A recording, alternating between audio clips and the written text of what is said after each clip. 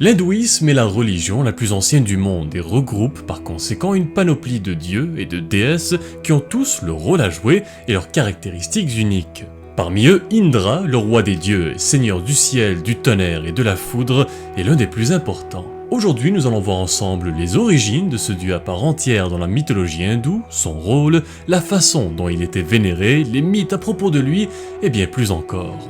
Dans l'hindouisme, il existe un nombre presque infini de dieux et de déesses, et mis à part les trois dieux qui font partie de la Trimurti, c'est-à-dire Shiva, Vishnu et Brahma, et bien parmi tous les autres dieux, Indra était sans nul doute l'un des plus importants dans les anciennes croyances védiques. Car après tout, en plus d'être le dieu qui personnifiait les grandes forces météorologiques comme le tonnerre, la pluie et le vent, il était également considéré comme le souverain des Devas et du Svarga. Le Svarga est l'un des 7 plans ésotériques supérieurs de la cosmologie hindoue et est souvent associé au concept du ciel ou du paradis. C'est un peu comme l'Olympe dans la mythologie grecque ou encore le Valhalla dans la mythologie nordique, et c'est là qu'Indra régnait avec sa femme Indrani, la reine des Devas. En tant que dieu du tonnerre et de la foudre, il est connu pour avoir le pouvoir d'invoquer les tempêtes, la pluie et les courants d'eau à volonté et de pouvoir les contrôler à sa guise. C'est justement cette association avec le tonnerre, le ciel et son statut en tant que chef des dieux qui le rapproche aussi à d'autres divinités indo-européennes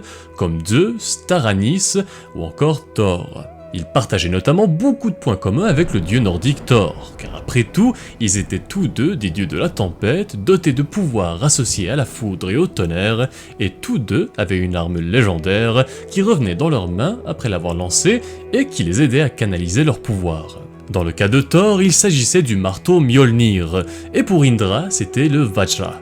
Ses origines dans l'histoire remontent, comme pour la plupart des autres divinités du panthéon hindou, aux anciens textes sacrés connus sous le nom de Védas. C'est précisément dans le Rig Veda, le premier des 4, que le nom d'Indra avait été mentionné dans plus de 300 hymnes qui le décrivaient comme l'un des dieux les plus importants et les plus respectés.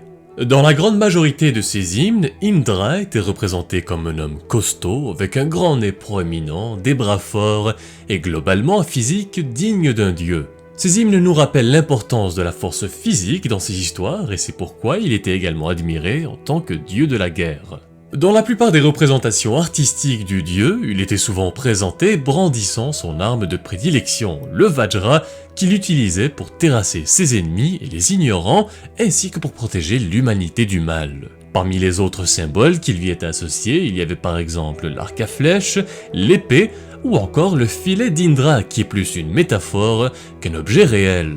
On raconte que dans le royaume d'Indra, dans le Svarga, il existe un filet qui s'étend à l'infini et qui est parsemé de joyaux, et qu'à chaque intersection, il y avait un joyau qui réfléchissait tous les autres sur le filet. Cet objet est censé représenter l'idée que tout ce qui existe dans l'univers est interconnecté et que chaque être vivant et chaque chose est lié à tous les autres. Il y avait aussi souvent aux côtés d'Indra Airavata, l'éléphant blanc qui lui servait de Vahana, sa monture divine. Dans la mythologie hindoue, Airavata avait émergé lors du brassage de l'océan cosmique et est associé et reflète le pouvoir et la puissance du seigneur Indra en tant que protecteur du cosmos et chef des dieux.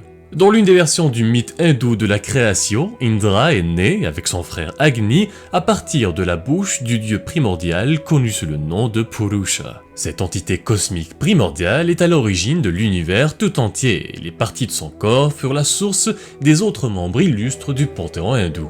Ces dieux nouvellement formés se sont alors lancés dans une mission divine, inaugurant l'ordre et l'harmonie au sein du cosmos.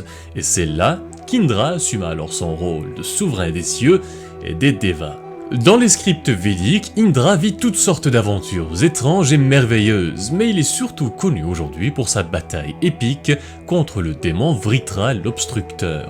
Dans le Rig Veda, Vritra était décrit comme un démon monstrueux qui personnifiait la sécheresse et qui pouvait se transformer en un serpent redoutable.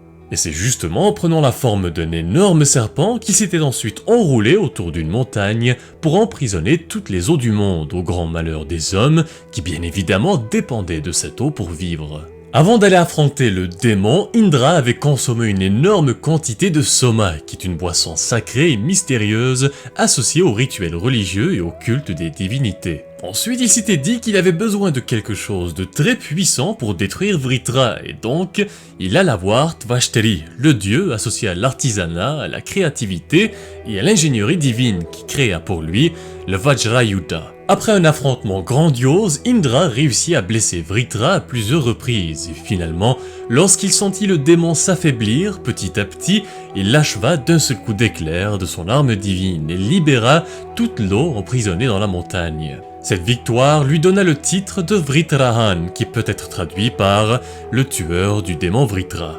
Au fil des siècles, le culte d'Indra a considérablement diminué. Il ne fait pas partie des figures centrales des pratiques religieuses hindoues contemporaines, surtout comparé à d'autres dieux comme par exemple Shiva.